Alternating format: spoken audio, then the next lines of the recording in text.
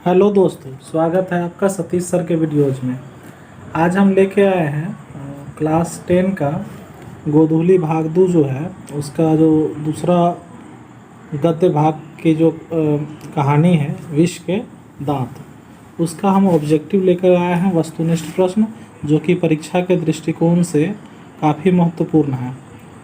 क्योंकि अब वस्तुनिष्ठ प्रश्न यानी कि ऑब्जेक्टिव क्वेश्चंस एग्ज़ाम में काफ़ी मायने रखते हैं और उसके द्वारा अच्छे अंक प्राप्त किए जा सकते हैं और जिन्हें याद करना भी बहुत आसान होता है।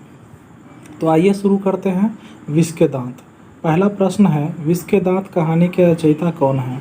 उत्तर है नलिन विलोचन शर्मा। विष के दांत कहानी के रचयिता हैं नलिन विलोचन शर्मा। विष के दांत कैसी कहानी है? तो विष के दांत जो है वो मनोवैज्ञानिक कहानी है। मनोवैज्ञानिक का मतलब है कि मनुष्य के कई भावों जैसे ईर्ष्या, क्रोध, द्वेष इत्यादि को दिखाया गया है, यानी कि इन सब में जो है वो मनोवैज्ञानिक पक्ष को दिखाया गया है।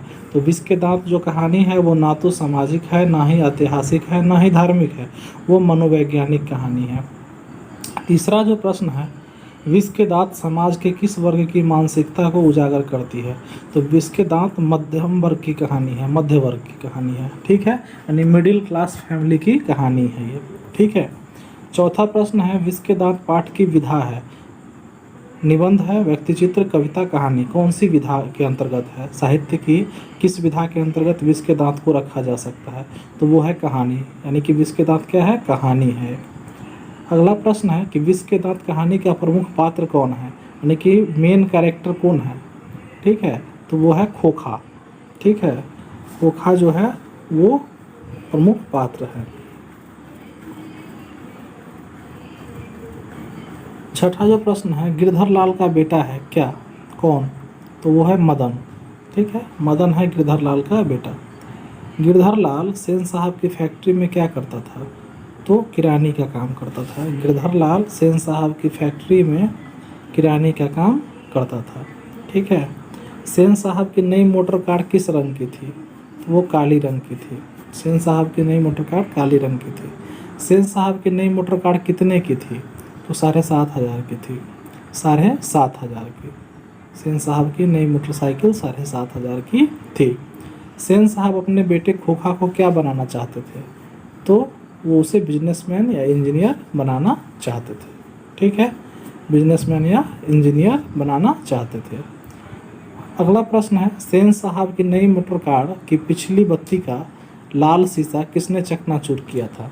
फिर से सुन लीजिए प्रश्न को कि सेन साहब की नई मोटरसाइकिल कार की पिछली बत्ती का लाल शीशा किसने चकनाचूर कर दिया था? तो वो था काशू, काशू नाम का लड़का था, ठीक है। 12वां प्रश्न है, सेन साहब की आंखों का तारा है कौन? खोखा, ठीक है, खोखा जो है वो सेन साहब की आंखों का तारा है। सेन साहब किस तरह के आदमी थे? तानाशाह तरह के आदमी थे, ठीक है, तानाशाही करते थे, तो तानाशाह तरह के आदमी थे। 14वां प्रश्न है, मदन किसका बेटा है? तो गिरधर लाल का। मदन जो है वो गिरधर लाल का बेटा है। मदन और काशू के बीच झगड़े का कारण था क्या? तो लट्टू खेलने की ललक। लट्टू खेलने की जो ललक थी वही मदन और काशू के बीच झगड़े का कारण था, ठीक है। तो ऑप्शन आपको कई देंगे, लेकिन आपको लट्टू खेलने की ललक याद रखना है कि मदन और काशू के बीच झगड़े का वही कारण था। अगला जो प्रश्न है वो है, मदन के लिए क्या खाना मामूली बात थी? वो है मार। मदन बहुत मार खाता था, ठीक है, तो उसके लिए मार खाना बहुत ही मामूली बात थी। खोखा किन मामलों में अपवाद था? घर के नियम की धज्जियाँ उड़ाने में, यानी कि बेटियों पर जो नियम लागू होते थे वो उस पर नियम लागू नहीं होता था, वो घर के नियम को आराम से धज्जी उड़ा सकता था, ठीक है। तो खोखा इसी मामले में अपवाद था कि वह घर के नियम की धज्जी उड़ा सकता था, ठीक है। 18वां प्रश्न है, खोखा के दो दांत किसने तोड़ डाले? मदन ने। खोखा के दो दांत किसने तोड़ डाले? मदन ने। 19वां प्रश्न है, खोखा जीवन के नियम का अपवाद था और यह अस्वाभाविक नहीं था कि वह घर के नियमों का भी अपवाद हो। यह गद्यांश किस पाठ का है? तो सिंपल है कि विष के दांत कहानी का ये है। अच्छा, ये फिर याद रखिए कि विष के दांत कहानी के लेखक कौन है? नलिन विलोचन शर्मा, ठीक है। 20वां जो प्रश्न है कि सीमा, रजनी, आलो, शेफाली, आरती पांचों किसकी बहनें थी? ठीक है, तो वो खोखा की बहन थी। ठीक है, खोखा की बहन थी, जिन्हें काफ़ी सप्रेस करके रखा जाता था घर में, काफ़ी कायदे कानून थे उनके लिए, लेकिन खोखा उन सब का नियम कानून से ऊपर था, यानी कि अपवाद था। खोखा पर कोई भी नियम लागू नहीं हो सकता, वो कुछ भी कर सकता था घर में, लेकिन उसकी जो 5 बहनें थी उस पर काफ़ी नियम कायदा कानून लगा हुआ था। अगला प्रश्न है कि नलिनी विलोचन शर्मा का जन्म कब हुआ था? तो 18 फरवरी 1916। नलिनी विलोचन शर्मा का जन्म 18 फरवरी 1916 को हुआ था। महल और झोपड़ी वालों की लड़ाई में अक्सर महल वाले ही जीतते हैं, पर उसी हालत में जब दूसरे झोपड़ी वाले उनकी मदद अपने ही खिलाफ करते हैं। यह किस पाठ की पंक्ति है? तो विष के दांत कहानी की पंक्ति है। विष के दांत कहानी की पंक्ति है। बहुत ही महत्वपूर्ण ये पंक्ति है, आप भी समझ लीजिए कि महल और झोपड़ी वालों की लड़ाई में अक्सर महल वाले ही जीतते हैं, पर उसी हालत में वो जीतते हैं जब दूसरे झोपड़ी वाले महल वाले की क्या करते हैं? हेल्प कर देते हैं। ठीक है, आप भी देखे होंगे जीवन में कि अपने ही जब दूसरे के साथ मिल जाते हैं तभी आपको वो हरा पाते हैं। ठीक है, 23वां प्रश्न है हमारा कि मोटर को कोई खतरा हो सकता है तो डैश से, किससे? खोखा से खतरा हो सकता है। ठीक है, यानी मोटर जो खरीदा के आया था। हिंदी कविता में प्रपद्यवाद के प्रवर्तक कौन है? तो नलिनी विलोचन शर्मा प्रपद्यवाद के प्रवर्तक हैं। ठीक है, 25वां प्रश्न है आलोचकों के अनुसार प्रयोगवाद का वास्तविक प्रारंभ किनकी कविताओं से हुआ? तो नलिनी विलोचन शर्मा जी की कविताओं से प्रयोगवाद का वास्तविक प्रारंभ हुआ। ठीक है, झोपड़ी और महल की लड़ाई में अक्सर कौन जीतते हैं? तो महल वाले ही जीतते हैं। ठीक है, तो झोपड़ी और महल की लड़ाई में कौन अक्सर जीतते हैं? तो महल वाले जीतते हैं। ठीक है, तो इस प्रकार से 26 प्रश्न जो थे वो विष के दांत कहानी से थे। तो इस प्रकार आप इसको 1-2 बार देख लीजिएगा और बोलने का प्रयास कीजिएगा, तो आपके वो मस्तिष्क में बहुत अच्छे से एडजस्ट हो जाएगा और आपको दिक्कत नहीं होगी। जब आपके पास ऑप्शन आएगा तो आपको अचानक याद आएगा अरे हमने तो इसे पढ़ रखा है। ठीक है, तो आप 1-2 बार इसको बढ़िया से देख लीजिएगा। ठीक है, आइए हम अगले चैप्टर की ओर बढ़ते हैं, जिसका नाम है कि भारत से हम क्या सीखें। भारत से हम क्या सीखें।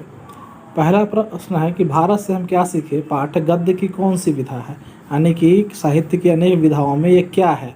तो ये भाषण है। ठीक है, ये भाषण है, किन्होंने भाषण दिया था उसी को संकलित करके इसको ये कर दिया गया। ठीक है, दूसरा प्रश्न है यानी कि ये भाषण है। भारत से हम क्या सीखे, क्या है? भाषण है। ठीक है, स्पीच है।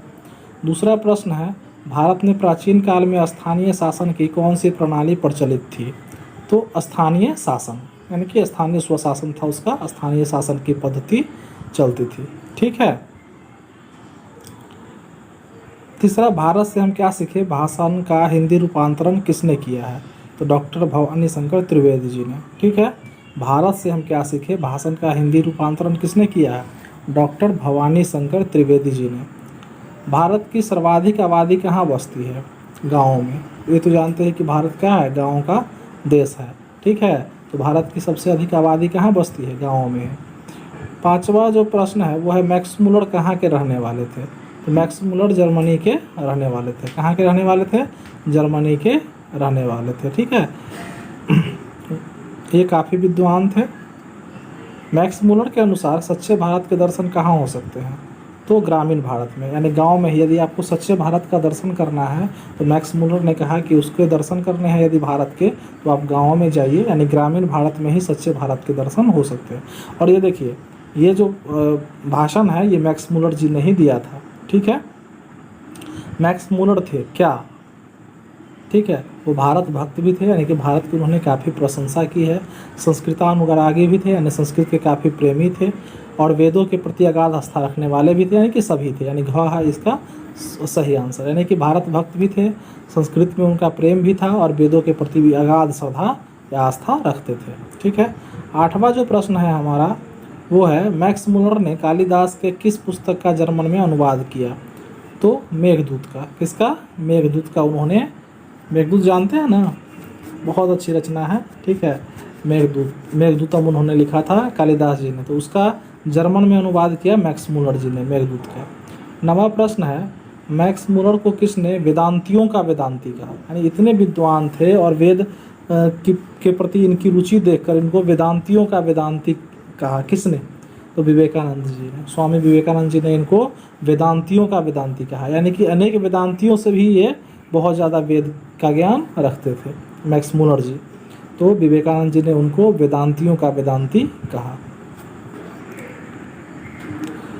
10वां प्रश्न है, मैक्स मूलर ने डैश वर्ष की अवस्था में, यानी कितने वर्ष की अवस्था में लिपजिंग विश्वविद्यालय में संस्कृत का अध्ययन आरंभ किया? ठीक है, 18 वर्ष की अवस्था में उन्होंने लिपजिंग विश्वविद्यालय में संस्कृत का अध्ययन प्रारंभ किया। किन्होंने? मैक्स मूलर जी ने 18 साल की उम्र में शुरू किया। 11वां प्रश्न है हमारा कि मैक्स मूलर ने कठ और केन आदि उपनिषदों का किस भाषा में अनुवाद किया? तो जर्मन भाषा में। देखिए, कठोपनिषद है और केनोपनिषद है, ठीक है, ये सब उपनिषद है, ठीक है। तो उसका जर्मन भाषा में अनुवाद मैक्स मूलर जी ने किया, कठ उपनिषद और केन उपनिषद का, ठीक है। 12वां प्रश्न है हमारा कि मैक्स मूलर की दृष्टि में सर्वविध संपदा और प्राकृतिक सौंदर्य से परिपूर्ण कौन सा देश है? तो वो है भारत। उन्होंने भारत की प्रशंसा करते हुए कहा कि यह देश जो है सर्वविध संपदा, यानी कि सारी संपदाओं से भरी है और प्राकृतिक सौंदर्य से भी परिपूर्ण है, वो भारत देश है, ठीक है ना। भारत की उन्होंने काफ़ी प्रशंसा की मैक्स मूलर जी ने। 13वां प्रश्न है, फ्रेडरिक मैक्स मूलर किस पाठ के रचयिता हैं? ठीक है, तो भारत से हम क्या सीखें, यानी कि उनका भाषण का जो शीर्षक था ही, यानी कि जिसके इर्द गिर्द उनका पूरा भाषण हुआ था, वो था कि भारत से हम क्या सीखें, ठीक है, कि भारत से हमें क्या सीखना चाहिए। तो ये फ्रेडरिक मैक्स मूलर, यानी उनका पूरा नाम था मैक्स मूलर जी का, उसको वही इस पाठ के रचयिता है। 14वां प्रश्न जो है कि शेर की खाल में गधा, शेर की खाल में गधा, यह कहावत यूनान के प्रसिद्ध दार्शनिक प्लेटो के किस पुस्तक में मिलती है? तो वो पुस्तक है क्रटिलस, ठीक है। इस पुस्तक में उन्होंने कहा कि शेर की खाल में गधा, ठीक है। और किन्होंने कहा? तो यूनान के प्रसिद्ध दार्शनिक प्लेटो ने, ठीक है, क्रटिलस पुस्तक में। 15वां प्रश्न है कि 10वीं 11वीं सदी में किस रचना ने भारत यूरोप के बीच व्यापार संबंध के बारे में बताया है? ठीक है, 10वीं 11वीं सदी में किस रचना ने भारत यूरोप के बीच व्यापार संबंध के बारे में बताया है? ठीक है, तो वो है शाहनामा, ठीक है। शाहनामा में भारत और यूरोप के बीच जो ट्रेड हुआ, व्यापार हुआ, उसके बारे में बताया गया है। 16वां प्रश्न है हमारा कि हितोपदेश का जर्मन भाषा में अनुवाद किसने प्रकाशित करवाया? वो भी मैक्स मूलर जी थे। मैक्स मूलर जी ने केनोपनिषद, कठोपनिषद, हितोपदेश, ठीक है, इन सब चीज़ों का क्या किया? जर्मन भाषा में अनुवाद किया, ठीक है। और फिर मेघदूतम का भी। 17वां प्रश्न है, मेघदूत का जर्मन में अनुवाद किसने किया? तो वही मैक्स मूलर जी ही। फिर घूम टहल के मैक्स मूलर जी ही आ जाते हैं, ठीक है। कि भारत से क्या सीखें, इस चैप्टर का मतलब इर्द गिर्द जो है वो मैक्स मूलर जी ही हैं, उसके रचयिता भी, और उन्हीं के इर्द गिर्द ये घूमता है। 18वां प्रश्न है कि सर्वविध संपदा और प्राकृतिक सौंदर्य से परिपूर्ण कौन सा देश है? यदि आप मुझे इस भूमंडल का अवलोकन करने के लिए कहें तो बताऊंगा कि वह देश है भारत। यह गद्यांश किस पाठ का है? तो यह गद्यांश है भारत से हम क्या सीखें। यही हमारा चैप्टर भी है कि भारत से हम क्या सीखें, भारत से हम क्या सीखें, ठीक है, इसी चैप्टर में ये लिखा हुआ है। 19वां प्रश्न है कि सर विलियम जोन्स समुद्री यात्रा करते हुए भारत कब पहुंचे थे? तो 1783 ईस्वी में। 1783 ईस्वी में सर विलियम जोन्स समुद्री रास्ता के जरिए भारत आए थे, 1783 में। 20वां प्रश्न है हमारा कि किस गवर्नर जनरल के समय 172 दारिस नामक सोने से भरा घड़ा मिला था? किस गवर्नर जनरल के समय 172 दारिस नामक सोने से भरा घड़ा मिला था? वारेन हेस्टिंग्स, ठीक है, वारेन हेस्टिंग्स। घ ऑप्शन है, देख लीजिएगा कि वारेन हेस्टिंग्स, यानी कि ये चौथा जो है वह सही है, ठीक है। दारिस क्या है? कोई पूछेगा तो सोने का सिक्का है। क्या है वो? सोने का सिक्का है। दारिस क्या है? सोने का सिक्का है, ठीक है। तो उम्मीद है आपको समझ में आ रहा होगा।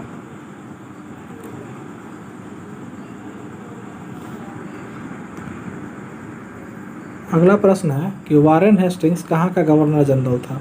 ठीक है, तो उत्तर है भारत का। निश्चित रूप से वो कहाँ के थे? भारत के गवर्नर जनरल थे, जैसे डलहौजी हुए, वारेन हेस्टिंग्स हुए, ठीक है, ये सब कहाँ के थे? ये सब भारत में ही मतलब अंग्रेजी शासन किया इन्होंने, ठीक है। हकर्स थे क्या? वनस्पति वैज्ञानिक क्या थे? वनस्पति वैज्ञानिक हकर्स थे। ठीक है। 24वां प्रश्न है, पारसियों के धर्म का नाम क्या है? तो जरथुस्ट है। ठीक है, काफ़ी महत्वपूर्ण प्रश्न है ये। आगे जब आप प्रतियोगी परीक्षाओं में यानी कंपटीशन में बैठेंगे तो ये प्रश्न काफ़ी किया जाता है कि जरथुस्ट किनका धर्म है? तो पारसियों का है। और यदि यहाँ पर क्वेश्चन किया गया कि पारसियों के धर्म का क्या नाम है तो आप कहिएगा जरथुस्ट। ठीक है, तो घ ऑप्शन सही है। 25वां क्वेश्चन है कि विशाल भारत संपत्ति और किस चीज़ की खान है? ठीक है, वो है प्राकृतिक सुषमा की, यानी प्राकृतिक सौंदर्य यहाँ इतना अद्भुत है भारत में, इसका वर्णन अनेक विदेशियों ने किया। विदेशी लेखकों, विदेशी यात्रियों, विदेशी चिंतकों, विदेशी विद्वानों ने यहाँ की प्रशंसा करते हुए कहा कि यह संपत्ति और विशालता की खान है। ठीक है, ये प्राकृतिक सुंदरता की खान है। ठीक है। 26वां प्रश्न है हमारा कि सच्चा भारत कहाँ बसता है? ठीक है, तो सच्चा भारत गाँव में बसता है दोस्त। सच्चा भारत कहाँ बसता है? गाँव में। यदि आपको भारत के दर्शन करने हैं तो अगर आप गाँव में आइए, गाँव में आपको भारत के वास्तविक दर्शन हो पाएंगे। अगर आपने गाँव की यात्रा नहीं की, गाँव को नहीं देखा है, तो आप यूँ समझिए कि आप भारत से अछूते हैं, भारत को आप कभी नहीं समझ पाएंगे। तो इस प्रकार से हमने आज 2 चैप्टर, ये विष के दांत और भारत से क्या सीखे, इन दोनों चैप्टर को हम लोगों ने उसका ऑब्जेक्टिव देखा। और इस वीडियो को आप 1 से 2 बार कम से कम देखिएगा और थोड़ा थोड़ा रुक के देखिएगा आराम से, तो और दिमाग में उसको बिठाने का प्रयास कीजिएगा। तो आपका जो पेपर होने वाला है 2021 में वो बहुत बेहतर जाएगा, ऐसी कामना है। इसी शुभकामना के साथ सतीश सर के वीडियोज़ को देखते रहिए। धन्यवाद।